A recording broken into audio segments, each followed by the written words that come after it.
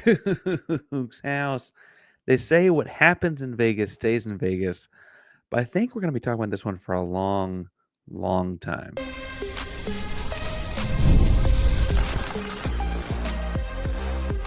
You are Locked On Cougs, your daily podcast on the Houston Cougars, part of the Locked On Podcast Network, your team every day. Welcome to Locked On Cougs, a podcast about your Houston Cougars. I'm your host, Houston-born teacher and coach Parker Ainsworth. And whether you're a Houston fan or just a hater who can't step by, thank you for making Locked On Cougs your first listen of the day. Appreciate you making us your first listen each and every day at Locked On Cougs.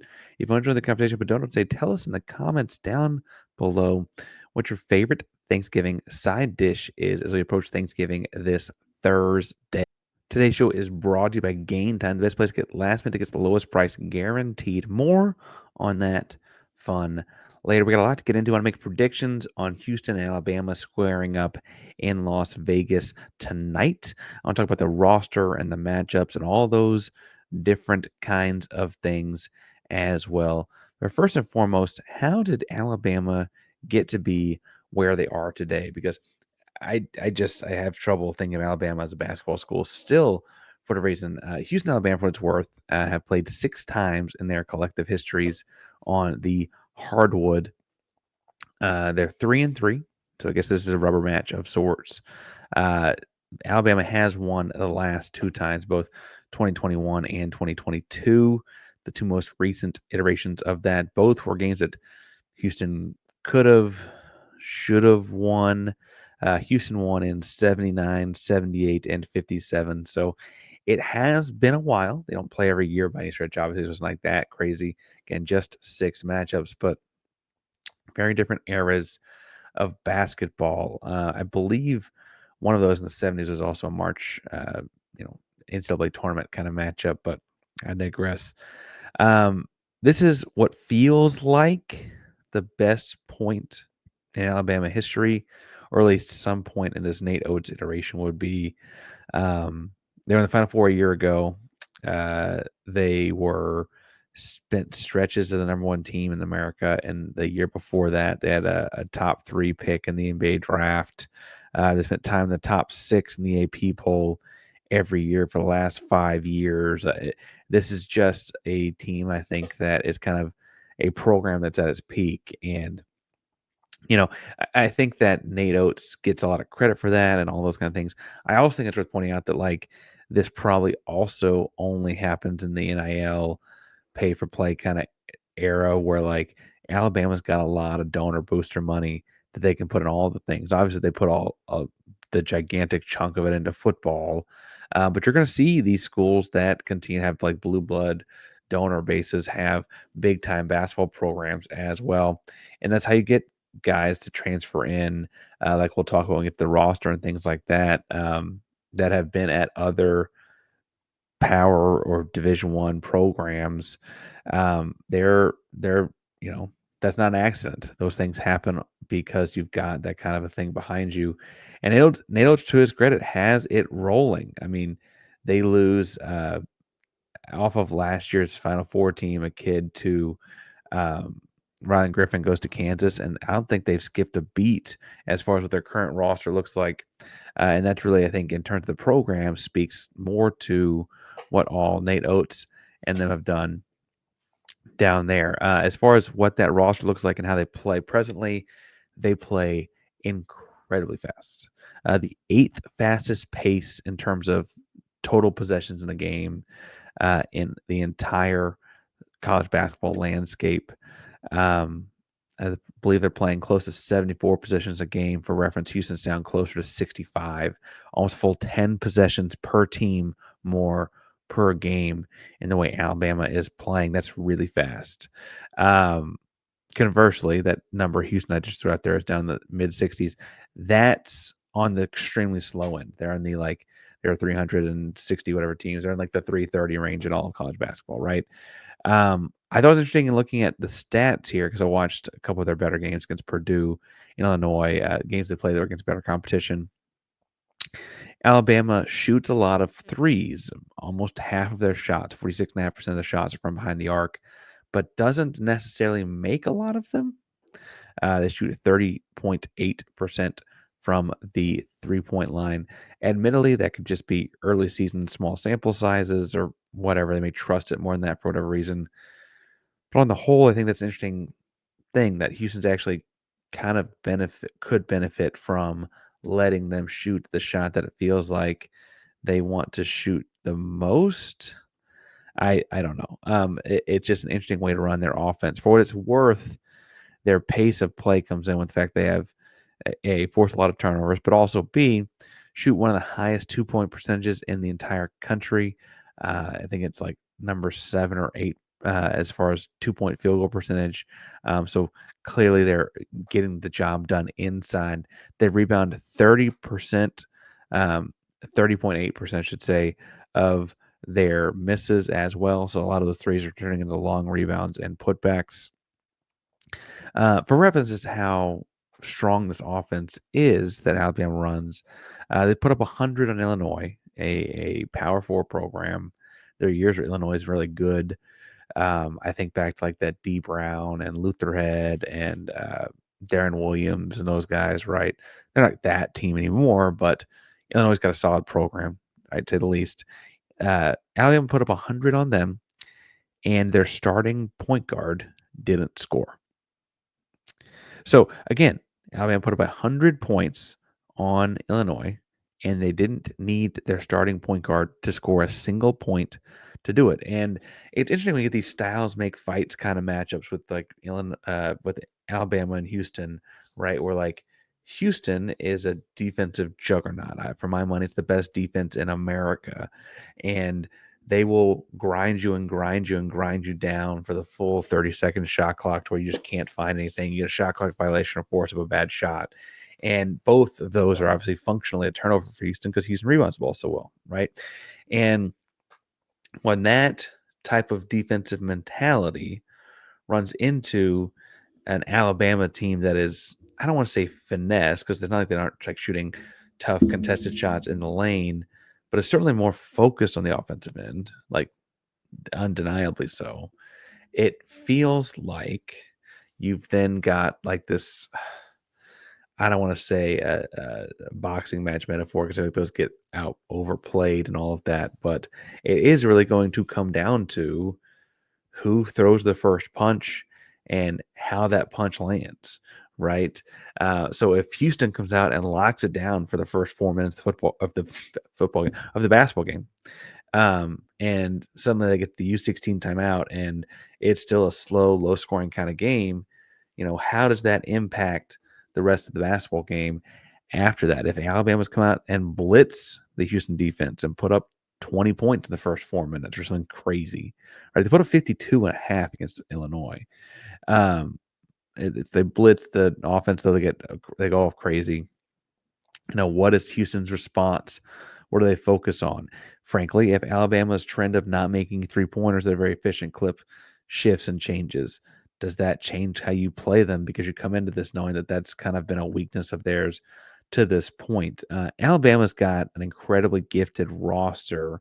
I believe if I count here, I got 6 guys that were in the top 100 in their respective, actually all 6 are in the top 50 of their respective recruiting classes. And I think that's really a testament to where they are, but they don't play like the AAU flashy, that style of offense either. And so I don't want people to assume by looking at some of these data points that like they are that. They really do want to grind it out, get to the rim, and make those kinds of shots. They just make them an extremely high clip and they play really fast. And I want to talk about the roster and the matchups in a second because I do think that Houston's got advantages in that part of this game. But before we get to that, and before we get too far, I want to remind you that today's show is brought to you by Game Time, the best place to get last minute tickets, the lowest price guaranteed. You use Game Time picks to curate and make it easier to save more on your tickets to sporting events, concerts, comedy shows, whatever the case may be. All-in pricing is a great feature. You never have any surprises on your ticket prices. And if you can find tickets cheaper somewhere else in the same section and row, Game Time will credit you back 110% of the difference. Download the Game Time app, create an account, and redeem code Locked On College for $20 off your first purchase. Turn to play again. Create an account, redeem code Locked On College for $20 off your first purchase. Download Game Time today. What time is it? It's game time.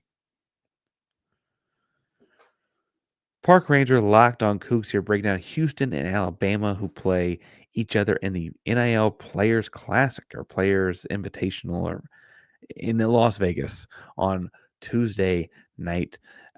Alabama and Houston both enter the contest, I believe, in the top 10. It's a fun basketball game amongst a basketball school and a school that is getting good at basketball, question mark. I'll let you figure out which one's which. But the big deal in this one is while these two teams play each other in 2022, December of 2022, they have dramatically different rosters now. And the Alabama roster specifically is almost unrecognizable. The lone person I think that you'd remember from back then is Mark Sears. I call Mark Sears their point guard.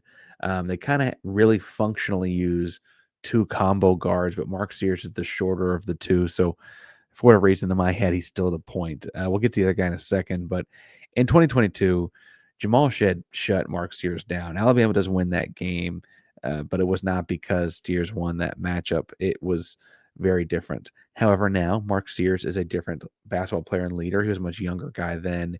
He's a senior now. He's also playing against the University of Houston that's very different. I imagine he's either going to get Milos Uzan or LJ Cryer. Uzan is, for what it's worth, the more traditional point guard matchup. But with the way that their guards are, Cryer is probably the more size-based matchup. I think Uzan's length would be important in this one, so I think that would be a factor. And I also think that it may be more important to cut him off as opposed to the other guard that I'm talking about in a second. While he didn't have any points against Illinois, Mark Sears is averaging 13.8 points per game.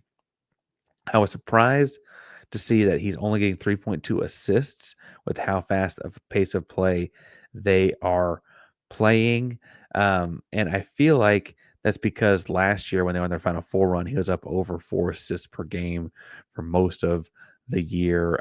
You go back to like his small school stuff. He's originally an University of Ohio transfer. He was getting also over 4 assists per game back then. So he's a little bit down on that, and I wonder if that's really just a function of sharing the responsibility more with his backcourt teammate.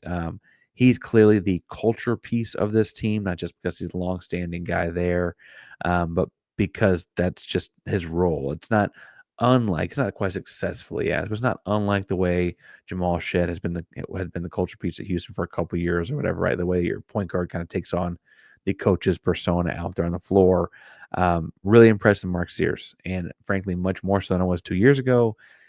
He's an impressive point guard. He is, and Houston's got to account for him. His backcourt teammate is a tricky combo guard named LeBaron Philon. I online it's hard to find how to pronounce that exactly.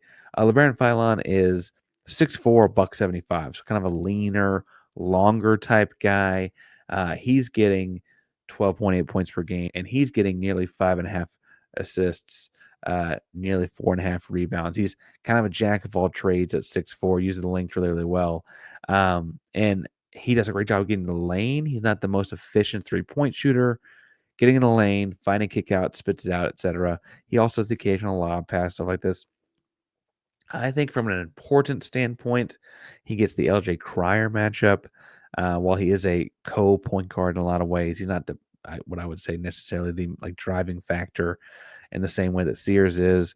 I could see though if just based on size, because he's 6'4", Milos is 6'4", you could put Uzan on him instead and kind of mix that guard deal up. So while Houston's Milos Uzan plays a much more traditional point guard, this matchup back and forth here is going to be a wonky one to deal with.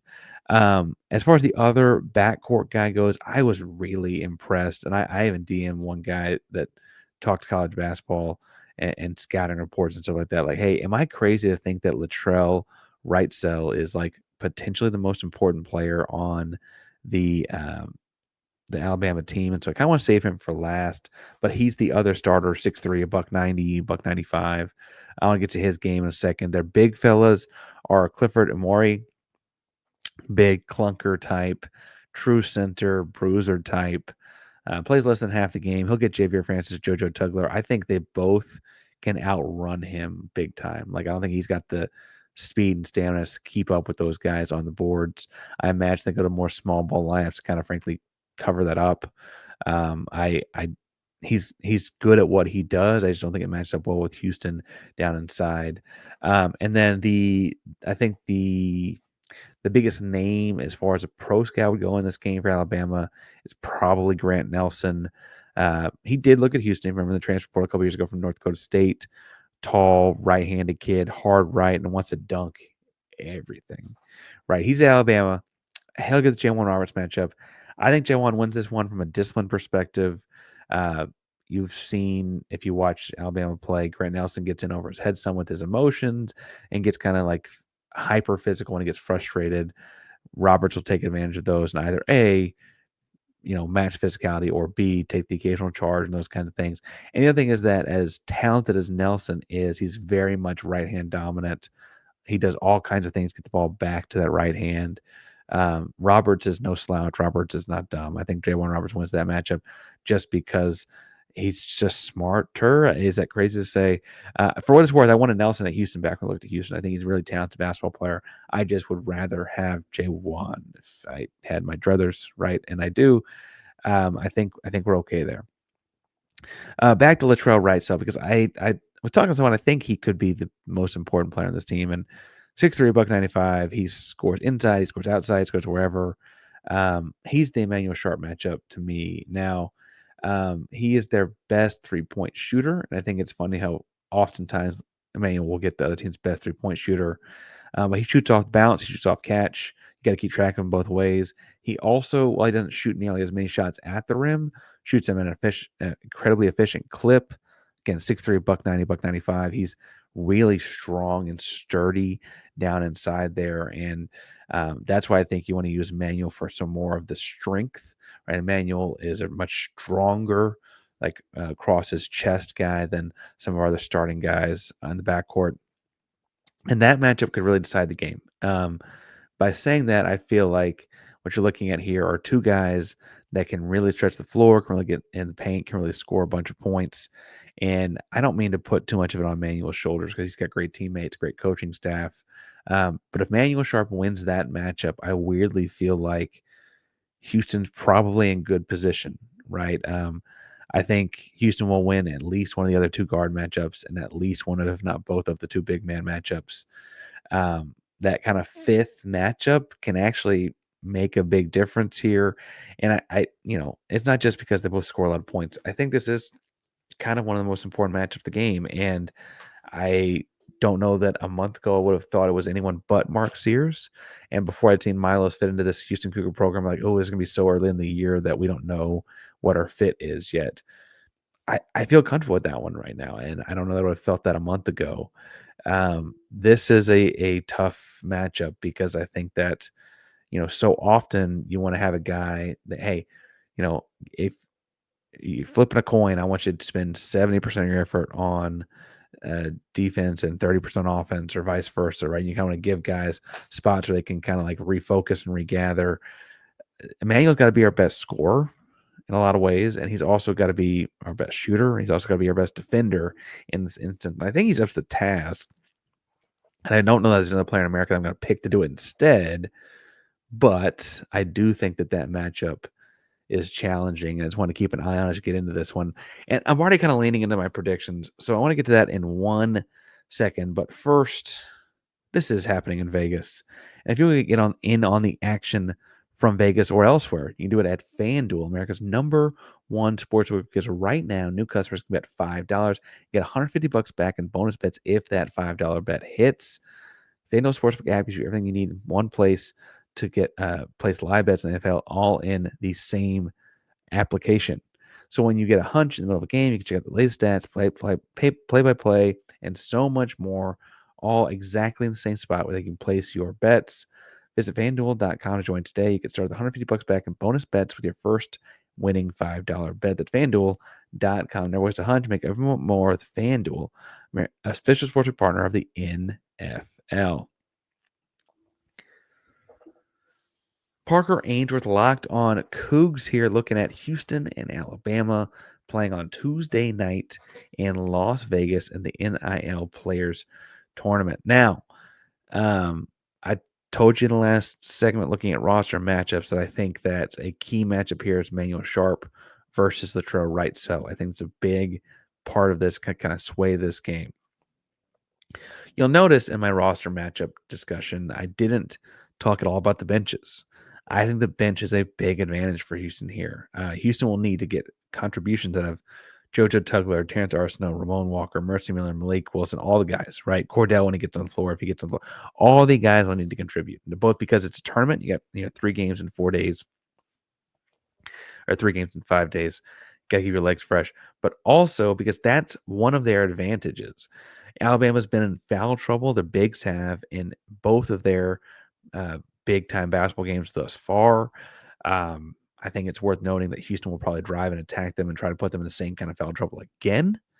I could see that Umori guy really hacking down on, I'll tell you how I think I can take advantage of him in a second, but getting in foul trouble early, that means Tugler can get in there and be active and, continue to rack those up, get free throws, whatever the case may be. I also think that they kind of, and this is, I guess, this is where I think that Houston can take the most advantage. Alabama seems to rely a lot on whether it's Nelson or it's Amori or it's whoever their bigs are in there at that time, right? Jaron Stevenson, Jaron Stevenson, I believe is their third big. They seem to rely on those guys a lot to make protection type plays at the rim. I I don't know that that's the best strategy, but they seem to feed things down there and let those guys defer at the rim. What this is going to mean for Houston is that the drop offs, the lobs, the getting the post involved is going to happen at shorter distances like that, right? Get down in the paint, drop one off to J1, get down in the paint, flip one out to JVR, get down in the paint, flip one over to Tugler, right? Those kinds of things. But also, what's going to mean is that defense is going to collapse, and where Houston can really take advantage in this game as one of the best shooting teams in America. If you look at percentages, they play a slow pace, so it's not quite volume, but percentages. Houston shoots one of the best 3-point percentages in the country. Those kick out threes. As a coach, Houston-born teacher and coach. When you look at NBA stats, kick out threes versus rotation or off the dribble threes. Kick out threes are typically anywhere between 7 and 10% higher makes, right? That's just an easier shot. Your eyes are on the rim the whole time because the ball's coming out from closer to the rim, etc. There's all kinds of ways to guess around it. It's also, I think, just more comfortable shot. The defense is typically farther away. Kick out threes like that over and over again, if Houston's shooting the ball well, could be the end of Alabama in this one because, if we're being honest, ultimately, Alabama has not shot the 3 ball well this year. So they won't respond with threes the other end. And if you can kind of continue to make that 3 for 2, a handful of possessions, suddenly you're up by 5 points. Suddenly they start forcing a couple more threes. You come back in transition to make twos. Suddenly you're up by 12, 14. The things just kind of add up, right? And I know that that's make all your threes is a great piece of advice for all basketball teams. Again, I do coach, right? But on a more serious note, I just think that that's a weapon at Houston's disposal that honestly Alabama doesn't really have an answer for, but they're going to collapse and force the drives into the big guys. And so if you can we tell our guards because they're not very big. Once you get down in the trees, you got to make a good decision, right? You can't get into the woods, can't get into the forest, and not make a good decision while you're out there. Make survivor type of metaphors or whatever. A guard, whether it's Milos or LJ or Mercy or Emanuel or whomever, getting down in the lane and kicking it out, right? Got to make good decisions once you do that for survival's sake, right? And so I think those spitting it out is going to be important in this one. And I opened with talking about Alabama as a team. I do think that there's I think Houston wins this game on Tuesday, and I think you played this game 100 times, Houston probably wins 65 of them.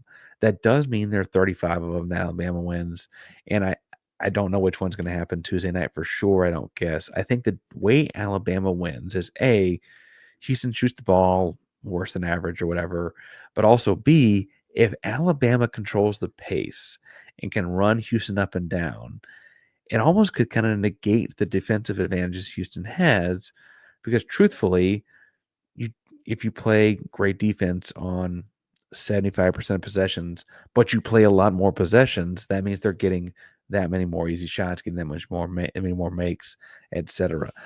Whoever controls the pace and speed of this game is going to have a big advantage. I think it's going to be Houston for a number of reasons, but I also think it's easier to slow down a game than it is to speed up a game with two high-level teams. If one of the teams is not very good, that control of pace obviously probably goes to the better team anyway. And if both teams are not any good, I think that the faster way to play is a little sloppier. It kind of worked out that way. But when both teams are pretty good, and I think both of these teams are, uh, it's easier to slow someone down that's very good than it is to speed someone up who's very good. And so I think that that'll help Houston in this one in a big way. For folks at home that guess aren't basketball coaches, that the deal there is that you can slow them down by making them take a long possession to find a good shot, right? And then when you get the ball, you're in control of the pace. It's hard to speed someone up and make them take a quick shot if they're a good basketball team, right? And I think that's why I'm feeling confident in this one. I do think it's gonna be higher scoring than Houston's used to in these kind of things. I'm thinking 76-70 Houston. Gasp.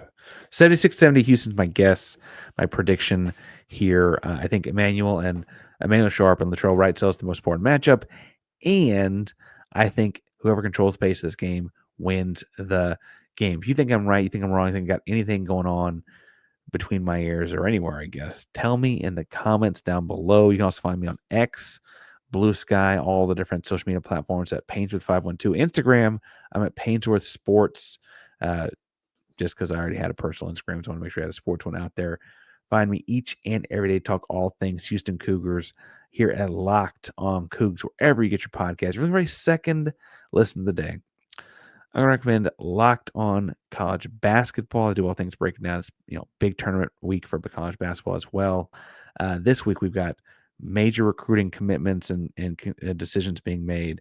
Football wrapping up their season with BYU over the weekend. This basketball tournament, all kinds of craziness going on each and every day here at Locked On Cougs. So hit subscribe, hit the bell so you know live. Locked On Cougs is a proud member of the block. Oh, I should mention, we're going to be live after the game tonight, actually. So hit subscribe, hit the bell so you know we're live.